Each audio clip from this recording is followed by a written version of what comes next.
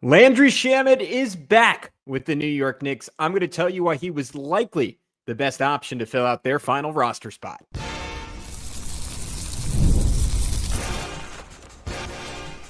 You are Locked On Knicks, your daily New York Knicks podcast, part of the Locked On Podcast Network. Your team every day. You are locked on to the New York Knicks. My name is Gavin Schall. I am a native New Yorker. I'm a credentialed media member that's been covering the Knicks for nearly a decade, and I'm the Saturday host of the Locked On NBA podcast. So be sure to check me out there to get my national takes on the league as a whole. But right now, you're listening to Locked On Knicks, part of the Locked On Podcast Network, your team every day. Your daily podcast on the New York Knicks, giving you the most detailed insight on your favorite team 5 whole days a week. So be sure to join thousands of other Knicks fans in subscribing on both YouTube and your favorite podcast platform for the best insight on your favorite team every single day. On today's show, it's not the first show of the day, it's the second, and that's because we got some breaking news. ESPN had the story that Landry Shamet is returning to the New York Knicks just a couple days after we found out it was not going to be Ben Simmons. The final spot was seemingly between those two and Malcolm Brogdon, but it will be Landry Shamet coming back for a second year in the orange and blue. On today's episode, we're going to go over what he did for the Knicks last year, why it could be even better for him in year two on the team. Based on his playoff impact, we're going to talk about, was this ultimately the best choice for New York? Would they have been better off with Ben Simmons? Would they have been better off with Malcolm Brogdon? Would they have been better off with one of the other myriad of free agents that are still out there on the table? And then finally, is this it for the Knicks? Are they just going to fill out the roster with some two-ways, with some young guys? Or is there a method where they could bring in another vet without a ground-shaking trade? We're going to talk about all that on today's episode of the Locked On Knicks podcast. But we start off, of course, with Landry Shamet's return. For those of you who have stuck with us over the offseason, first of all, thank you. We really appreciate it. You know that I was a big fan of Shamet coming back for another year. He showed me something in the playoffs, right? In the regular season, I was not really a believer. I thought defensively, he was just a little bit too physically frail at times, and guys could get to their spot against him consistently. Offensively, the shot was really erratic. If you remember, he started something like 2 of his first 15 or 16 from 3 on the season. Granted, he wasn't getting consistent minutes to find a rhythm, but by his standards, he was not shooting the ball well. And if he's not shooting the ball well and he's not defending well, there's just not a lot that he is bringing to the table for you.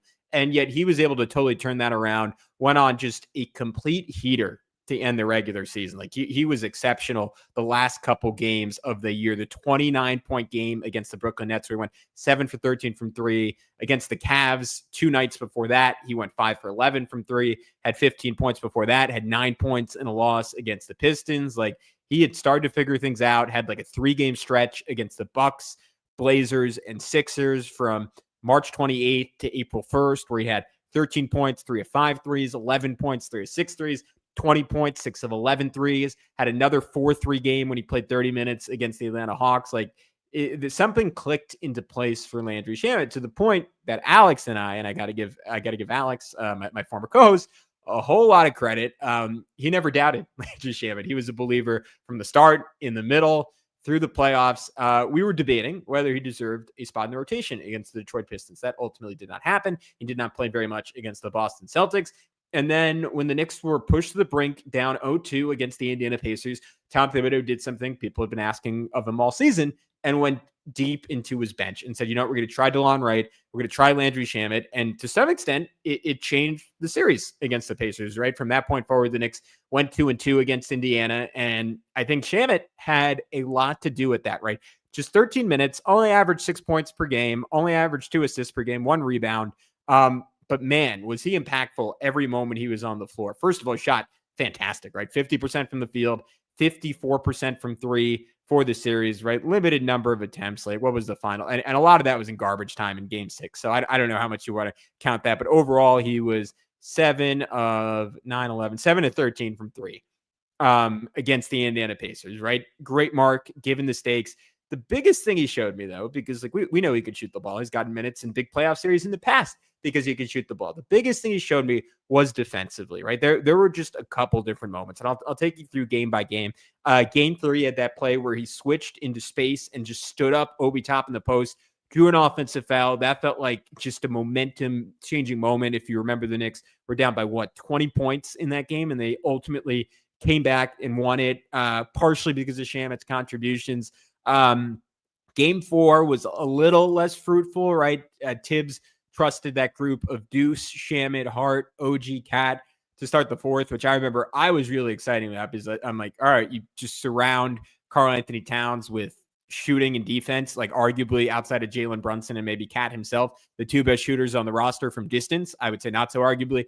Deuce and Shamet. I really like Shamet and Cat playing together. I think that's a good formula. I'll get into that a little bit more later. They were outscored 9-5 in just 2 minutes, and Tibbs pulled the plug relatively quickly. In that stretch, Shamet did hit a huge three after Indiana extended the lead to 13 to cut it to 106-96. And then in game 5, that was probably, I might be missing one over the years, but I would assume one of the best games of Landry Shamet's NBA career. After the Knicks were just in a deadlock with Indiana early in that game, despite Jalen Brunson's brilliance, a bench unit of Shamet, DeLon Wright, who unfortunately does not seem like he will be back. He was really good for the Knicks. Josh Hart, Karl-Anthony Towns were all awesome, and they led a 14-2 run to get the Knicks up to a 48-34 lead. And man, Shamet just made play after play after play, like shutting in to bat a pass away. He was just incredibly locked in on defense. Wright at one point hunted down loose balls, zipped it up to Shamet. That got the run to 9-2.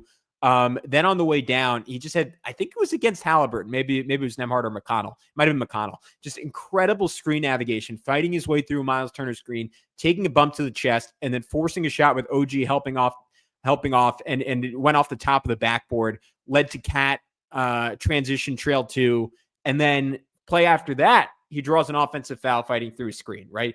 Like there was just this injection of energy and heart, and honestly, everything that defined the 23-24 Knicks that was just completely missing at times in 24-25. And I think there were a number of reasons, like things ultimately clicked enough for the Knicks in the playoffs, right, to get within 2 games of the NBA Finals.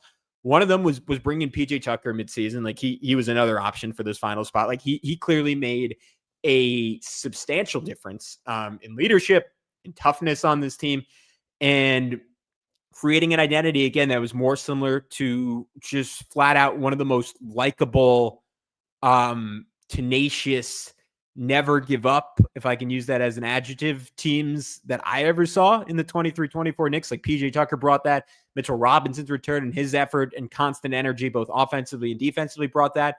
I think Landry Shamet, and to a slightly lesser extent DeLon Wright, brought that against the Indiana Pacers. Right, there was a level of positive energy that I think this team, that so often throughout the season had a cloud over its head, really needed. And Shamet becoming a factor and hitting threes and playing defense the way he did, it was just a morale booster for a team. I mean, especially in that Indiana series with the way game 1 went, they desperately needed. Later on in that game 5, hits a nasty step back 2 to open the fourth. Like again, just the confidence from him was outstanding. It's not something you really expected given how limited his role was. Like he just took some ballsy shots and made some ballsy shots. Knocked it away from Miles Turner for a steal. Then 2 plays later, TJ tried to go at him again and he stripped it off his leg. Like these were just heroic moments in the postseason when the Knicks were battling for their season in game 5. In game 6, like he also had some really good stretches. Like even on the ball at one point, taking 2 with him to hit a pick and roll lob to Mitchell Robinson.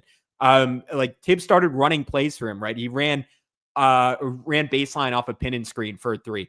OG set another pin in for him where he rolled off it. Shamet rose up for 3 and then zipped it to OG cutting for a jam. Like he developed legitimate chemistry with the Knicks stars in a really exciting way. And I think it was underrated in this discussion that whoever the Knicks brought in, whether it was Simmons, whether it was Brogdon, at points Gary Payton was thrown around, at points PJ Tucker was thrown around, at points people were saying Russell Westbrook's name, Marcus Smart before he signed with the Lakers was a candidate. Like whoever you brought in was ultimately going to have to be okay with probably not playing when everyone's healthy, right? And look, we've seen Mike Brown at times run a 10-man rotation in the past. Maybe he's going to do that. I will probably do another episode before the start of the season, breaking down what I think the rotation is ultimately going to look like. But if you watch my previous episodes doing that, it is already very, very cramped even without a 10th man taken into consideration. Odds are whoever the Knicks brought in was not going to have an every night role. I think that is probably part of the reason why, if you believe the Ben Simmons side of things, which was the reporting we got from Mark Stein, that was ultimately Ben Simmons' decision not to sign with the Knicks. And the Knicks did make some form of offer, formal or informal, to him that he personally chose to decline. I would guess a factor in that was that he wasn't guaranteed an every night role. And that could have been an issue, right? Landry or Ben Simmons rather has been a locker room issue at times in the past. Malcolm Brogdon, one of the great leaders in the NBA, I think former president of the Players Association or vice president of the Players Association under Chris Paul. I think he was nicknamed the Prez at when he was at the University of Virginia, when he was at Milwaukee. I'll double check that, but he's a great leader. Like, I don't think he ever would have been a locker room issue, but it's very plausible that he said, hey, you know what? I'm not sure. Like, I want to come in if I don't have a definitive role, right? This is a guy who averaged, like, what did he put up last year? He put up 13 points per game last season when he was playing, right? He thinks he can still play at a high level, be a high level rotation guy on a playoff team. He's well within his right to believe that. I think the importance of Shamet is that he's okay not playing. He's okay being a positive presence on the bench, hyping his teammates up. He's someone who's very close with Mikal Bridges. I think he's someone who is beloved by this organization, to the best of my knowledge, in his 1 year with this team. And I think it's a crucial factor that whoever they brought in was someone who's going to be a positive locker room presence and positive presence on the bench while still being able to play, right? Because this team still has some depth concerns. We'll talk about that. We'll talk a little bit more about what Landry Shamet could bring, and if this is actually the final move for the New York Knicks. We'll get into that all in just a sec here on Locked On Knicks. But first, we wanted to tell you about some of our newest friends here at Locked On Knicks. It's time to fuel up and turn it up with 5-Hour Energy Transfusion. This grape, ginger, and lime flavored shot brings the iconic taste of a golf course favorite to a non-alcoholic boost. Perfect for sinking birdies or making great memories with friends. It's a hole-in-one for your energy game. Whether you're out on the course or just need a little extra push to power through your day, 5-Hour Energy Transfusion delivers the clubhouse flavor you love without ever leaving the green. Guys, I'm going to be honest, I'm not a big golfer. What I do really like is mini golf. And the main part I like about mini golf, right, is the competitiveness and the trash talk and your ability to get in your opponent's head. I know a 5-Hour Energy Transfusion, man, I'm going to have some rancid trash talk after drinking a 5-Hour Energy Transfusion. Let me tell you that much, right? It's going to be pretty personal. Golf is all about good times and good people and good flavors. The grape ginger lime flavor of 5-Hour Energy Transfusion gives you the best parts of your clubhouse go-to without leaving the course or chasing down the Bev card. Now you can amp up the fun even more. Just buy, snap, and enter for a chance to win a dream golf trip for two to any golf tournament in the USA. Tee up that trip. Visit 5-H-E-win.com for full rules and entry, No purchase necessary. Excludes the Masters tournament. Ends October 31st, 2025. All right, what up? We're back here on Locked On Knicks, talking through Landry Shamet being back on the Knicks. So I was saying this right before we went to break. You needed someone who was, one, comfortable being on the bench a lot, potentially the majority of the games, right? Like not checking in unless there's a garbage time scenario or there's an injury to someone in the rotation. I think that is a major check for Landry Shamet. You also need someone who can contribute as a basketball player, right? Because this team, it was something we talked a lot about with Josh Lloyd when I did the crossover with Locked On Fantasy Basketball. Just how feasible was it that, or not how feasible, did the Knicks have enough depth, right? Because I think we were in agreement that 1 through 9, 6 through 9, like the Knicks are in about as good of a place as any team in the NBA. Like I'm really, really confident in Jordan Clarkson, Gershon Yabusele, Mitchell Robinson, Deuce McBride, right? I think that is one of the better 6 through 9 groupings in the NBA.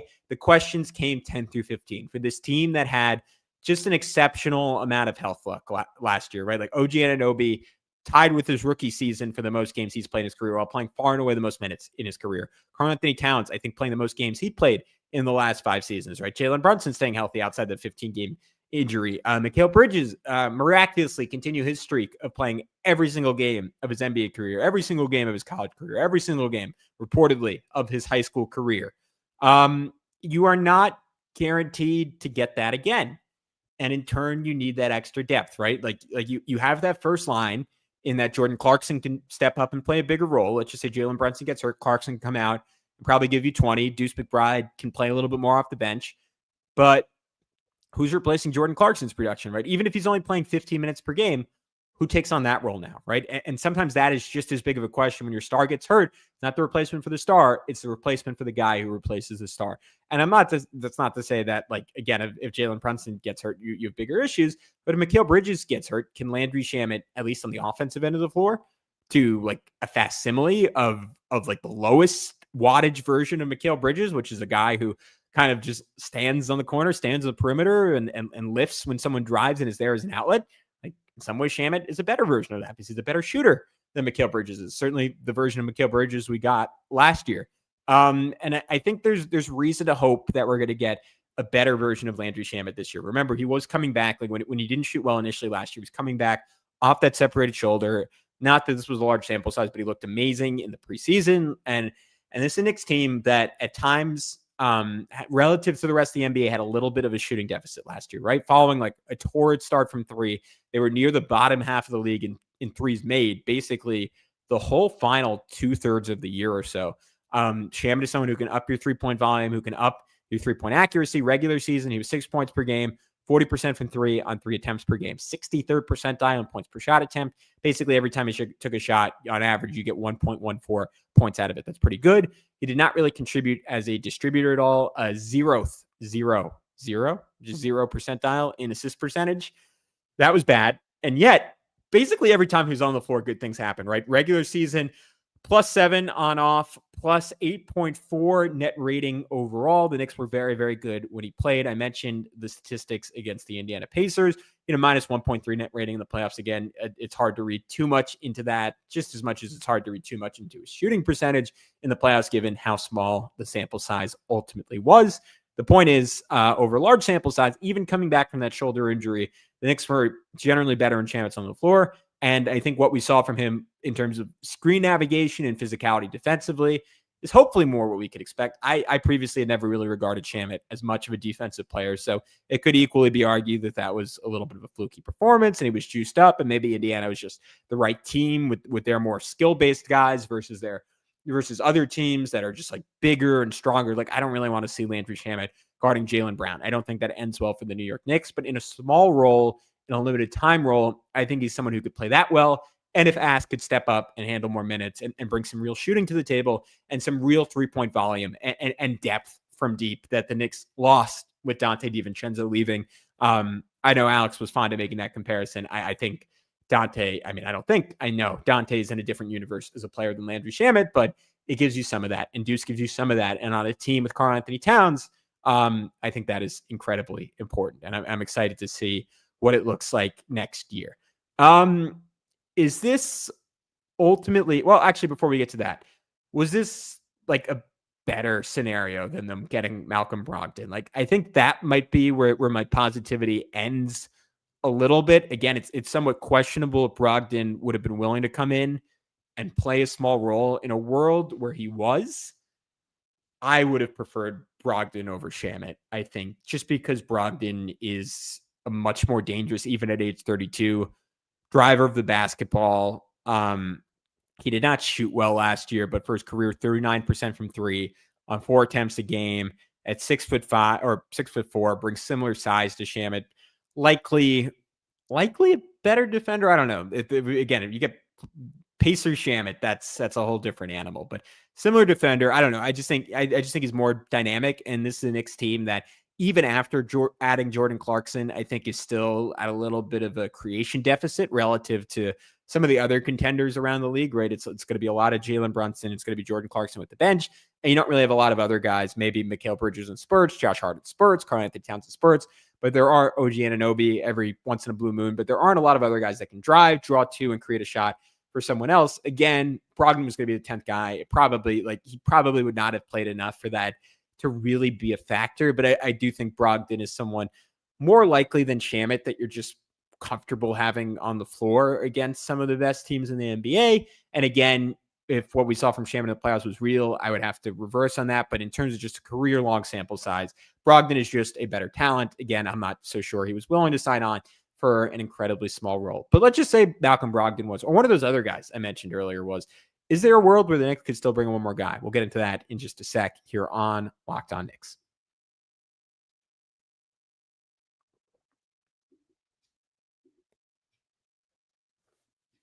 So I still think there's a scenario where the Knicks could potentially bring in one more piece.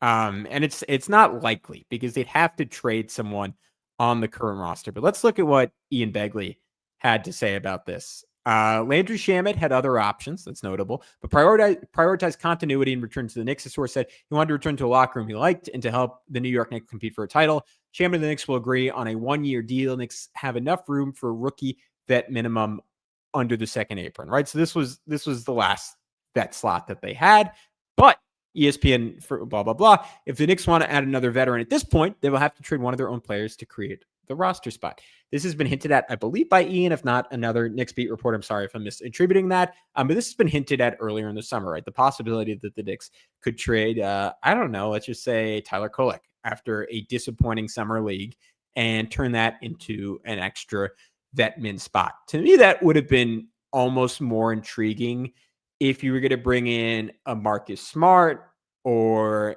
a Ben Simmons as a defensive specialist. But Brogdon just as a talent play, I would love. Again, I don't know if Brogdon still is hunting for a bigger role, or maybe he's someone who could, like Golden State still in limbo with the Jonathan Kuminga stuff, because he has until October 1st to ultimately take a qualifying offer there. So maybe that's a spot where Brogdon ultimately ends up. I think that would be a really good fit for him. Maybe there's another team that I don't know about that has a vet minimum available. I know the Pistons have $7 million. So if for some reason Malik Beasley, that's another name I probably should have mentioned a little earlier in this. If Malik Beasley doesn't end up back in Detroit, maybe Brogdon ends up there. So I don't know. Maybe Malcolm Brogdon's still on the table. Beasley, I should have touched on earlier, but as we discussed, like ad nauseum with him, he was always a real long shot to come back. And I'm sorry, not to come back, to play for the Knicks, given that they only had the $3.5 million available, and he has some much reported on financial issues that don't bear really getting into on this podcast, where we're celebrating the return of Landry Shamet. But he seemed like someone, as he should, given his situation, that was always going to take the most money available. Very comfortable for him to return to Detroit at $7 million. Teams like the Nets have up to $20 million available. I don't think he would quite get that, but there are teams that could give him a whole lot more money than the Knicks could. So it was always going to be a long shot that Knicks get Malik Beasley. But in a world where, I don't know, let's just say Malik Beasley said, "Hey, I want to be a Knick. I want to go compete for a championship. You guys are the best team that's offering me that opportunity." Maybe the Knicks would look at Tyler Kolek and say, "This is a guy at age, is he 25 yet, or is turning 25 soon? Did not look as good as you wanted during summer league and struggled to score the ball at an NBA level, and is always going to be like just have major defensive issues." There's not really a lot of hope for development significant enough that he's going to turn into the long-term backup point guard behind Jalen Brunson, which is what you drafted him to be, which is what you gave him, I think at the time, was the richest contract ever for a second-round pick to try to be. He's a genius passer, but if he can't score enough to access that skill and he can't defend well enough to stay on the floor, maybe you're ultimately willing to move on from him. And if that's the case, why not do it when you have this championship window to create one more salary slot, to bring in someone that can help you this year, like a Malik Beasley, like a Malcolm Brogdon. But even if those grandiose names aren't available, if you are really, truly done with Tyler Kolek, you could do it just to bring back PJ Tucker and get what he brought as a veteran leader last year. And that role has real value. Like Miami paid Udonis Haslem for 6 seasons after he was capable of being a rotation piece, just to bring that. And look, they made a lot of finals. I don't want to attribute that specifically to Udonis Haslem, but I'm sure it didn't hurt to have like a player who brought the coach's voice in the locker room. You could also do it for DeLon Wright, who frankly was just like an awesome combination with Landry Shamet. Like if you're talking deep bench, if you're talking about insurance, like if the Knicks just get ravaged by injuries next year and they're saying, "Hey, we just want to maintain home court advantage over 20 games. Well, let's just say we don't have Jalen Brunson, we don't have OG Anunoby." Plugging in Landry Shamet and DeLon Wright into your rotation, you can do worse, right? DeLon Wright is going to hold his own defensively. He can run a team. He can play in transition. He can sometimes hit an open three. Shamet's going to hold his own offensively, right? That is not the end of the world in terms of options. So all of that depends on how the Knicks feel about Kolek. If they think there's still any realistic chance he's a long-term answer backup point guard, I think they'll ultimately stick with what they have right now, and they'll be okay with it. Of course, the Knicks could still make some kind of seismic trade going forward. Obviously, we got that a year ago with Karl-Anthony Towns. I think that is fairly unlikely given that they don't really have a Julius Randle situation where Randle was expiring and it seemed like they weren't going to come to agreement on a long-term deal outside of Mitchell Robinson. I would expect if a Mitch trade is going to happen, it would happen closer to trade deadline, but maybe they move on from Mitch for a wing they really like and Gershon Yabusele and Ariel Hukporti are your backup centers this year. Again, it would have to be a really good wing to justify moving on from Mitch, who was just so incredibly good in the playoffs, and that's probably a conversation for another day. But this will just about wrap up this offseason for the New York Knicks. Maybe I'll do a whole episode summing it up. I think this, to me, pushes it from, I don't know, like a B+ to maybe A- territory. I don't know. I never would have said a year ago Landry Shamet's good enough to warrant that. So maybe it's a whole lot to do about nothing, but what he did in the playoffs really fired me up, and I am incredibly excited to have him back on the team this year. So that'll do it for this edition of the Locked On Knicks podcast. When we come back, I'm not sure, since this ended up being a full episode, if that'll be for tomorrow, Friday, or if that'll end up being for the weekend. But as promised, before the week is out, I will get you my final thoughts on our Locked On Top 100 ranking, talk through Josh Hart, Mitchell Robinson, and what the poll says about the perception of the Knicks talent around the NBA. We'll get into all that next time on Locked On Knicks.